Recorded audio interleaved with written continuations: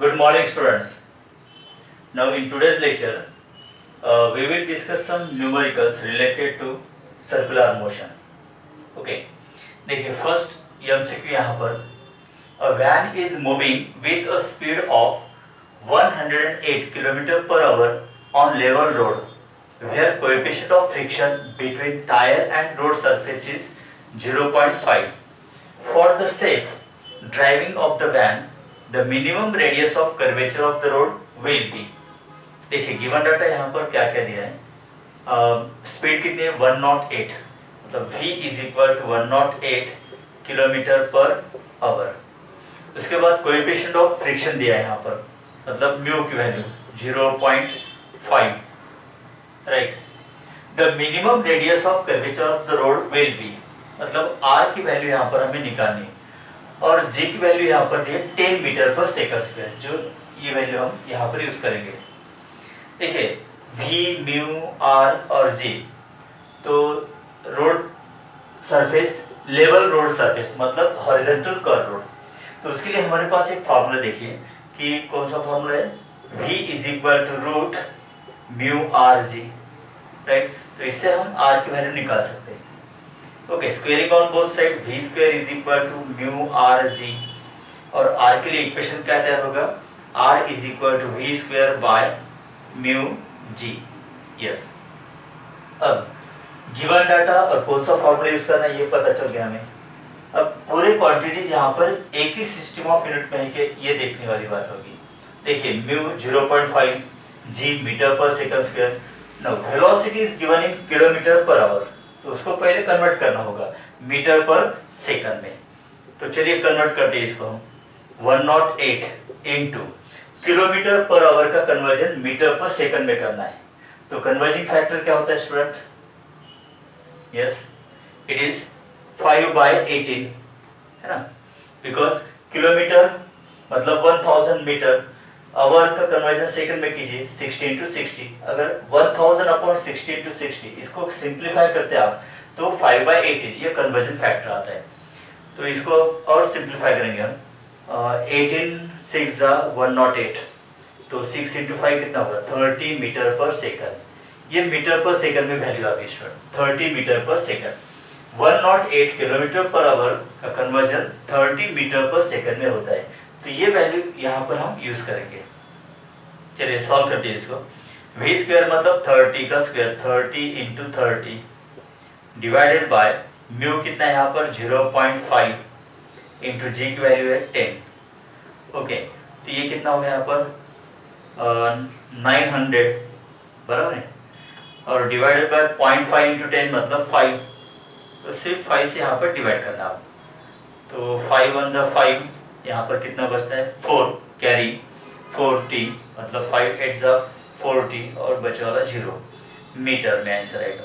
तो minimum radius of curvature of road should be और will be 180 metre, तो फिर ऑप्शन कौन सा होगा? यस, ऑप्शन ए होगा स्टूडेंट। ठीक है, अब सेकंड एमसीक्यू यहाँ पर कौन सा है देखिए, a coin just remains on a disc rotating at steady rate of 180 rpm। rpm का मतलब revolution per minute। a coin is just kept at distance of 2 centimeter from the axis of rotation, the coefficient of friction between coin and disc will be। देखिए यहाँ पर एक disc है which is rotating, okay, this is the disc which is rotating about the axis of rotation, or axis of rotation passing through its center। now this is axis of rotation, axis of rotation, ठीक है student, और इसके around ये disc ऐसी घूमती है। now a coin just remains on the disc, तो steady rate of 180 rpm। अब rpm मतलब revolution per minute, है ना, तो ये फ्रीक्वेंसी का यूनिट हो गया, तो यहाँ पर फ्रीक्वेंसी दी है student, n is equal to 180 rpm। Okay, a coin is kept at distance of 2 centimetre from the axis of rotation. ये एक्सिस ऑफ रोटेशन से 2 सेंटीमीटर पर एक कॉइन रखा है यहाँ पर, दिस इज द कॉइन, और ये डिस्टेंस यहाँ पर r लेते हैं हम, तो r कितना दिया है यहाँ पर, r is equal to 2 centimetre, बराबर है। तो कोएफिशिएंट ऑफ फ्रिक्शन हमें निकालना है, म्यू की वैल्यू निकालनी है, mu is equal to question mark. देखिए that coin perform circular motion, तो just remains on the disc, okay, मतलब यहाँ पर आउटसाइड फोर्स और इनवर्ट फोर्स बैलेंस हो गए। तो सेंट्रीपिटल फोर्स कितना होता है यहाँ पर इन टर्म्स ऑफ एंगुलर स्पीड लेंगे हम, बिकॉज यहाँ पर n की वैल्यू दी है ना, तो mu are omega square is equal to, अब कॉइन का सरफेस और डिस्क का सरफेस, इनके बीच कोएफिशिएंट ऑफ फ्रिक्शन होगा जो हमें निकालना है, ओके, मतलब फोर्स ऑफ फ्रिक्शन की डायरेक्शन कैसी होगी, towards the axis of rotation. तो it is equal to that centripetal force provided by force of friction. तो ये क्या होता है यहाँ पर म्यू एम जी होता है ना, फोर्स ऑफ फ्रिक्शन, यस। तो इससे हमें म्यू की वैल्यू निकालनी है यहाँ पर। तो चलिए यम यम गेट कैंसिल यहाँ पर, तो म्यू इज इक्वल टू क्या होगा फिर R omega square divided by G, बराबर है। सेंट्रीपिटल फोर्स का formula in terms of angular speed M are omega square is equal to force of friction get balance by force of friction mu M G, M M get cancel, mu is equal to R omega square by जी। तो mu is equal to R, अब ओमेगा के लिए हम लिखेंगे यहाँ पर 2 pi N in terms of frequency, है ना, omega is equal to 2 pi n, उसका स्क्वायर डिवाइडेड बाय जी। तो म्यू के लिए इक्वेशन आएगा स्टूडेंट आर इंटू 2 का square 4 pi square n square divided by g, yes. अगर इसमें हम आर एन और जी की वैल्यू रखते तो म्यू की वैल्यू हम यहाँ पर निकाल सकते हैं, ठीक है स्टूडेंट। तो चलिए यहाँ पर वैल्यूज रखते हैं, आर सेंटीमीटर में दिया है, मतलब r is equal to into 10⁻⁻² metre, ये मीटर में कन्वर्ट कर लिया हमने। नो, अब इस फ्रीक्वेंसी को भी हमें आरपीएस में कन्वर्ट करना होगा, बिकॉज आरपीएम मतलब रिवॉल्यूशन पर मिनट, हमें चाहिए revolution per second, revolution per second मतलब हर्ट्ज होता है ना। तो n is equal to 180 divided by 60, तो ये बन गया आरपीएस मतलब हर्ट्ज, ओके। तो इसको सिंप्लीफाई कीजिए, 0 0 कैंसिल, 6 3 जा 18, तो n की वैल्यू आ गई स्टूडेंट 3। चलिए म्यू इज इक्वल टू, अब ये फॉर्मूला r कितना है यहाँ पर 2 into 10⁻² into 4 into pi square मतलब 3.14 का स्क्वायर इंटू एन स्क्वायर। अब एन कितना है यहाँ पर 3 का स्क्वायर कितना होगा 9 होगा, यस, डिवाइडेड बाय जी, जी की वैल्यू 9.8 यहाँ पर लेंगे। ना चलिए इसको कंप्लीट करते हैं, तो 4 इंटू 2 8 इंटू 3.14 का स्क्वायर क्या होता है 9.8596, ये होता है स्टूडेंट। अगर आप लॉग टेबल में देखते हो तो 3.14 का स्क्वायर कितना होगा 9.8596 होता है, इनटू दिस 9, ओके, इंटू 10 का पावर कितना होगा यहाँ पर -2 डिवाइडेड बाय 9.8, राइट। अब देखिए यहाँ पर थोड़ा ध्यान से कि 9.8 और ये 9.8596 आ गए, तो ये इक्विवेलेंट टर्म हो गए ना, तो इसको हम कैंसिल कर सकते हैं, ठीक है। देखिए जहां पर भी जी की वैल्यू देखिए, जी की वैल्यू कितनी होती है, जी की वैल्यू होती है 9.8 और पाई स्क्वायर की वैल्यू होती है 9.8596। तो जहां पर भी डिनोमिनेटर न्यूमरेटर में अगर जी पाई स्क्वायर ये वैल्यू आ जाती है, जैसे यहाँ पर पाई स्क्वायर अपॉन जी है ना, तो ये पाई स्क्वायर अपॉन जी, तो इसको हम निगलेक्ट कर सकते हैं।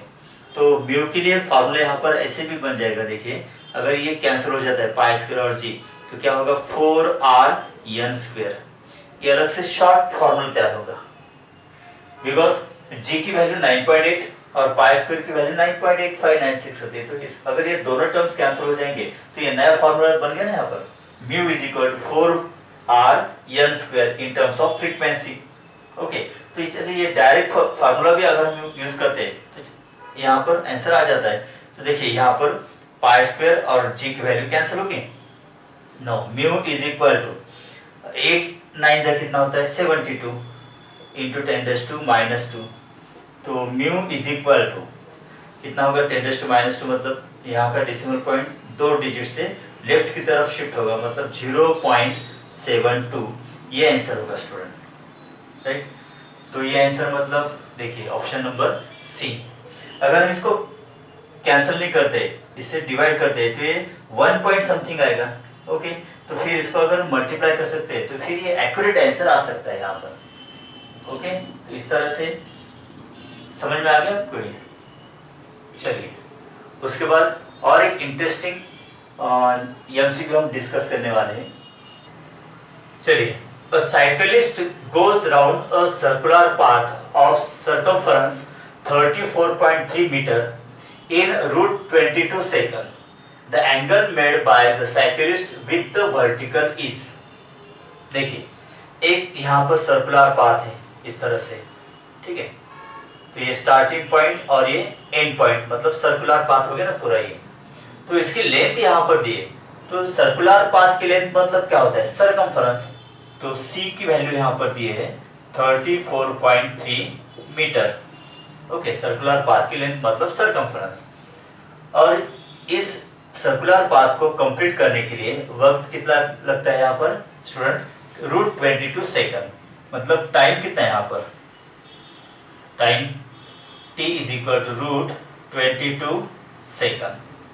The angle made by the cyclist with the vertical. देखिए जब साइकिलिस्ट इस सर्कुलर पाथ के ऊपर साइकिल चलाएगा तो कौन सी मोशन परफॉर्म करता है, इट परफॉर्म्स सर्कुलर मोशन। अब सर्कुलर मोशन परफॉर्म करने के लिए यहाँ पर सेंट्रीपिटल फोर्स लगेगा उसके ऊपर, तो उसकी स्पीड अगर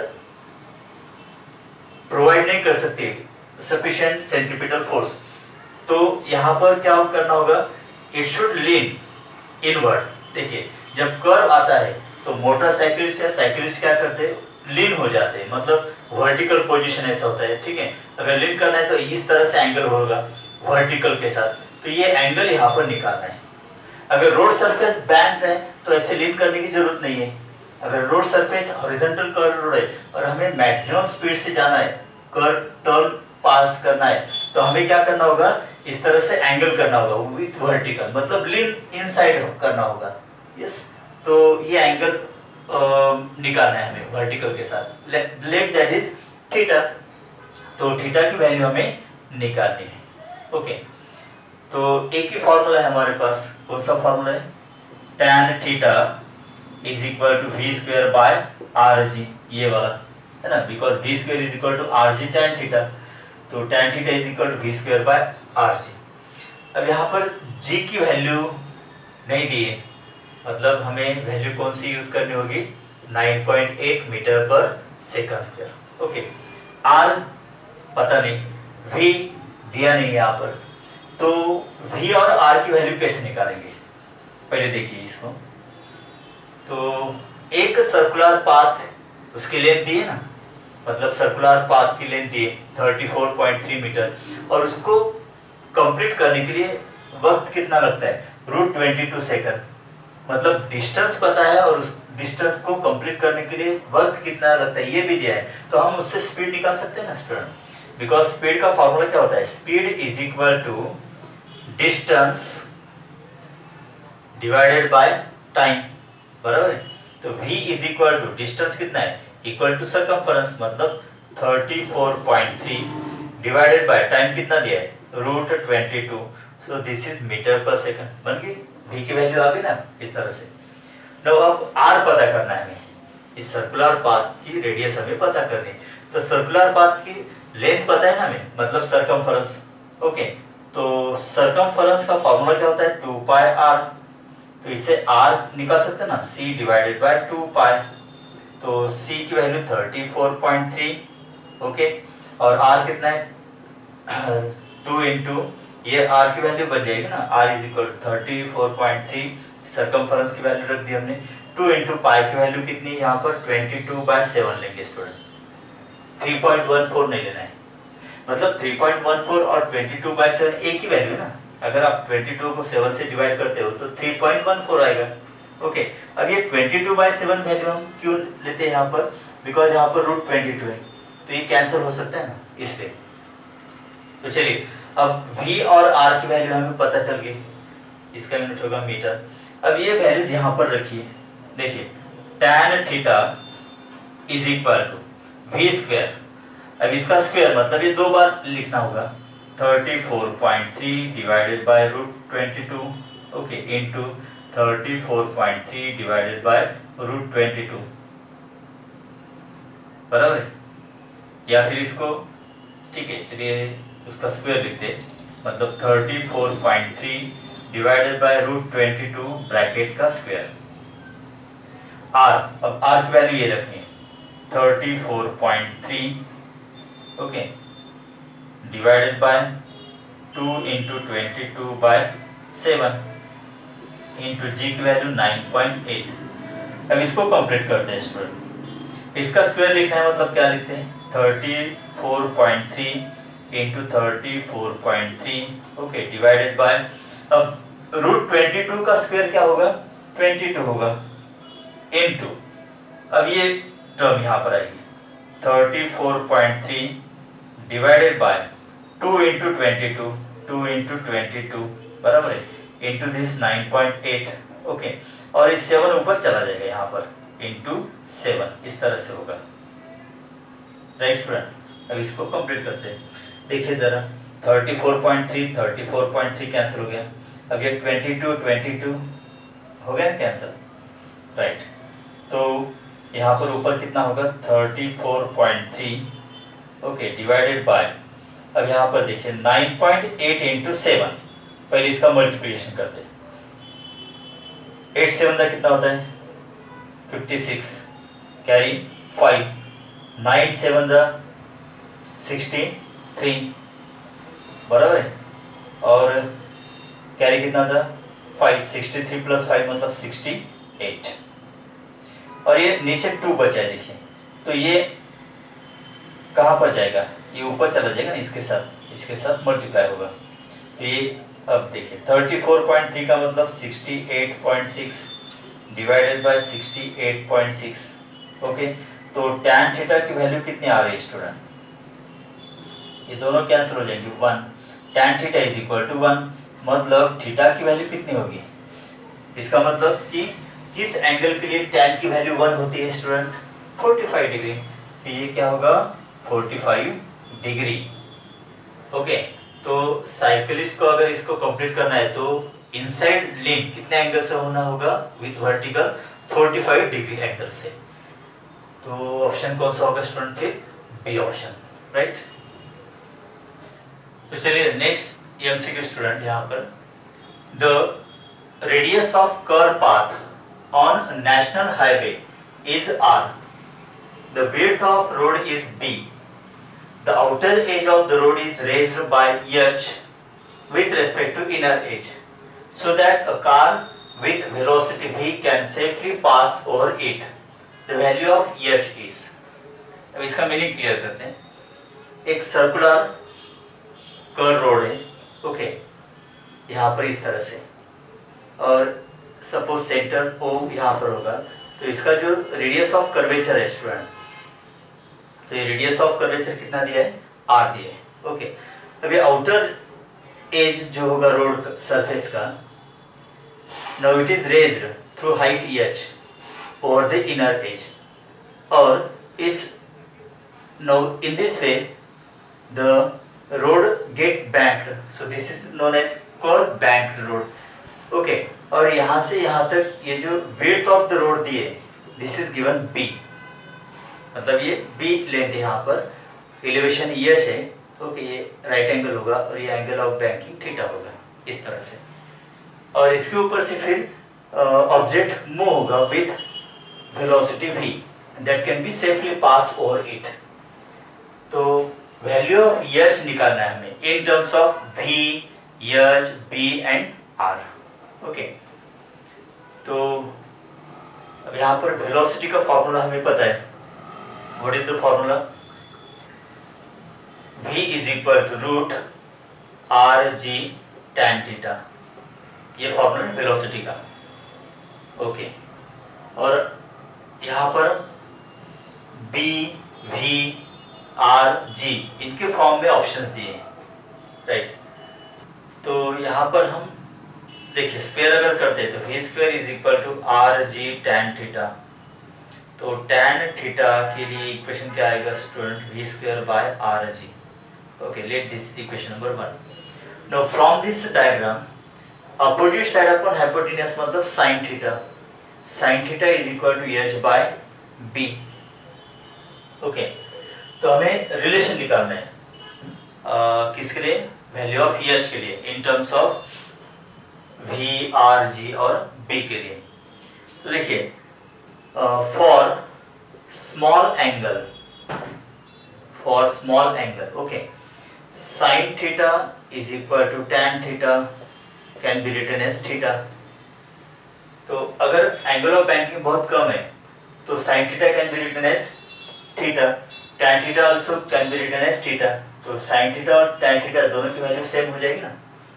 तो let this is equation number 2। अगर ये दोनों हम कंपेयर कर देते हैं यहाँ पर स्टूडेंट, तो h by b is equal to we square by R G. तो h के लिए इक्वेशन क्या होगा फिर, V square b divided by R G. Okay, तो इस तरह का फॉर्मूला कहाँ पर देखिए एलिवेशन के लिए, V square B upon R G, यह option number D student, right. चलिए नेक्स्ट एमसीक्यू यहाँ पर, a cyclist riding a bicycle at speed of 14√3 metre per second takes a turn around a circular road of radius 20√3 meter without skidding मतलब without slipping. What is his inclination to the vertical? Okay, तो cyclist vertical position में अगर उसको turn लेना है तो उसको इस तरह से लीन इनवर्ड होगा। ओके, तो वर्टिकल के साथ कितना एंगल होगा ये यहाँ पर निकालना है स्टूडेंट। तो यही फॉर्मूला हम यूज कर सकते हैं यहाँ पर। ओके, तो tan theta is equal to we square by R G. अब यहाँ पर v कितना दिया है पहले लिखते हैं, 14√3 मीटर पर सेकंड, और रेडियस कितनी है 20√3 मीटर। तो ये वैल्यूज यहाँ पर रख देंगे हम। ओके, तो फिर वी स्क्वायर मतलब 14√3 bracket square divided by 20√3 into G की value 9.8। tan theta is equal to 14 का स्क्वायर कितना होगा, 14 का स्क्वायर होगा 196। ओके, और इस √3 का स्क्वायर हम लिख सकते हैं 3 यहाँ पर, लेकिन हम यहाँ पर √3 इंटू √3 लिखेंगे। क्यों, अभी पता चल जाएगा आपको। देखिए डिवाइड बाय 20√3 इंटू 9.8, आगे समझ में, अभी √3 कैंसिल हो जाएगा, राइट। तो 196√3 बचता है यहाँ पर, अपॉन 20 इंटू 9.8 कितना होगा 196, राइट। तो 196 cancel, tan theta is equal to √3। देखिए अभी इस तरह का एक न्यूमेरिकल हमने डिस्कस किया था, tan theta is equal to 1, तो थीटा कितना बनता है 45 डिग्री। उसी तरह से किस एंगल के लिए tan की वैल्यू √3 होती है स्टूडेंट, टेबल वैल्यू देखिए, yes it is 60 degree, therefore theta is equal to 60 degree, ये एंगल होगा विथ वर्टिकल, मतलब ऑप्शन नंबर सी। ठीक है, उसके बाद देखिए student next MCQ, angle of banking theta for metre gauge railway line is given by, कितना दिया है यहाँ पर, theta is equal to sine inverse of 1/20। अब इस तरह का अगर आपको एक्सप्रेशन आता है तो ये साइन इनवर्स मतलब अगर ये इधर लाते हैं तो ये साइन थीटा बन जाएगा, बराबर। Sine theta is equal to 1/20 मतलब साइन थीटा की वैल्यू 1/20, इतना याद रखिए इस तरह से। What is the elevation of outer as over the inner as, देखिए ये इनर रेल है और ये आउटर रेल है, पटरी रहती है ना रेलवे लाइन, ओके। तो ये इनर रेल और ये आउटर रेल है। चलिए उसके बाद what is the elevation of outer rail over the inner rail, अगर ये ऊपर की तरफ ऐसे बढ़ाते हैं ये एलिवेशन होता है ना इसका, तो इस तरह say that is angle of banking कर दिया हमने इस तरह से। ओके, तो ये यहाँ पर एंगल थीटा है, साइन इनवर्स ऑफ 1/20। तो हमें एलिवेशन निकालना है, लेकिन अब इनके बीच जो डिस्टेंस होता है इनर रेल और आउटर रेल के बीच, ये डिस्टेंस कितना दिया है यहाँ पर स्टूडेंट? ये डिस्टेंस कितना है यहाँ पर? इसको कहा बी ऑप्शन लिया, मतलब सॉरी यहाँ पर बी लिया है ना, इसलिए okay, that's width of the road, या फिर इनर रेल और आउटर रेल के बीच डिस्टेंस। तो ये कितना दिया है यहाँ पर? रीड कीजिए फिर से एक बार। The angle of banking theta for metre gauge railway line. अच्छा, ये दिया है यहाँ पर metre gauge railway line. Metre gauge railway line, आपको पता है रेलवे लाइंस 3 तरह के होते हैं, मीटर गेज, ओके, उसके बाद ब्रॉड गेज, और एक होती थी पहले नैरो गेज। ओके, तो फिलहाल सब तरफ ये ब्रॉड गेज ही है, फिलहाल सब तरफ ब्रॉड गेज है। मीटर गेज कहीं पर होगी, नैरो गेज कहीं पर भी नहीं है। पहले थी अंग्रेजों के जमाने में, तब थी नैरो गेज, मीटर गेज। तो चलिए इनके लिए वैल्यूज यहाँ पर लिखते हैं। नैरो गेज जो होता था वो 0.8 मीटर का होता था, metre gauge 1 metre. Metre gauge की नेम भी उसका मीनिंग है, मीटर गेज मतलब 1 मीटर। और जो ब्रॉड गेज होता है, अब सब तरफ हम रेलवे लाइन जो यूज करते हैं स्टूडेंट, है ना, आप भी रेलवे से घूमते हो ना, तो ब्रॉड गेज रेलवे होती है। तो ब्रॉड गेज मतलब 2 पटरी के बीच और रेल के बीच डिस्टेंस कितना होता है? 1.6 मीटर स्टूडेंट। तो ये इंफॉर्मेशन आप याद रखिए।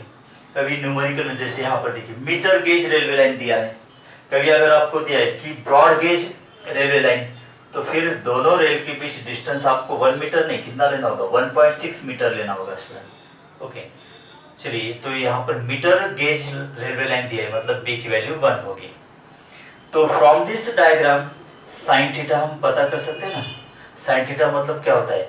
Opposite side upon hypotenuse, h by b। h by b की वैल्यू कितनी? 1 है। Okay, let this is equation number 1 और ये इक्वेशन नंबर 2 होगा स्टूडेंट। मीटर गेज मतलब कितना? 100 सेंटीमीटर मतलब 1 मीटर, बराबर है। ठीक है, अब ये दोनों इक्वेशंस कंपेयर कर सकते हैं ना। Sine theta left hand side same है, तो h by 1 is equal to 1/20। Okay, तो फिर h की वैल्यू कितनी आएगी स्टूडेंट? 1/20 मीटर। मतलब अगर इसको हम कंप्लीट करते हैं, है ना, बिकॉज हमारे पास ऑप्शन सेंटीमीटर्स में, देखिए सेंटीमीटर्स में, तो 1/20 अगर मीटर का कन्वर्जन सेंटीमीटर में करना होगा तो मल्टीप्लाइड बाय 100 करना होगा। यस, तो 0 0 कैंसिल, ये कितना आएगा? 5 सेंटीमीटर। तो आउटर जो रेल होगा उसके एलिवेशन और द इनर रेज कितना होगा? ये 5 सेंटीमीटर होगा। तो ऑप्शन कौन सा हो गया फिर? Option B. Okay students.